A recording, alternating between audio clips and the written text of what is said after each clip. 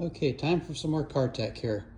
We're going to talk about modifying your GT-R, and this is actually good advice for any car that you modify, like this one.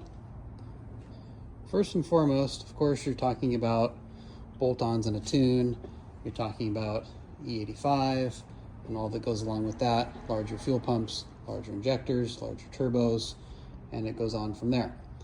Now, one thing that people make the mistake on is they do not get a good tuner. That is the single most important thing that you will ever do. Off-the-shelf tunes can work. I know Cobb Tuning does some of those. Some of those are 50 state legal, but that's just a basic tune. It's not custom tailored to your car.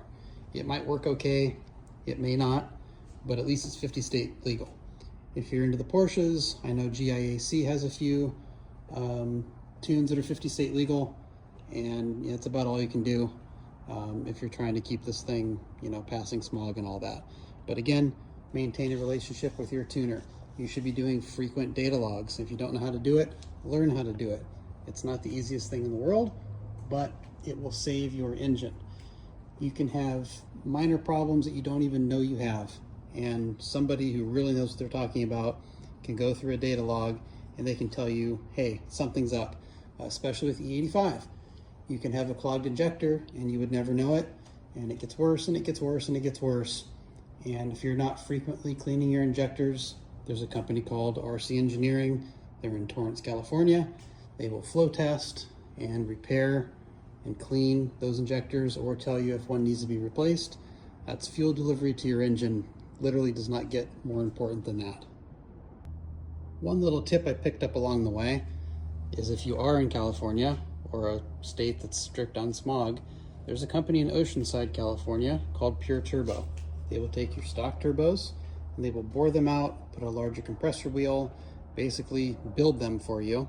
And from the outside, they look completely stock. I had a 1200 horsepower GT-R and I passed a state ref inspection with Pure Turbos on there because from the outside, they look completely stock.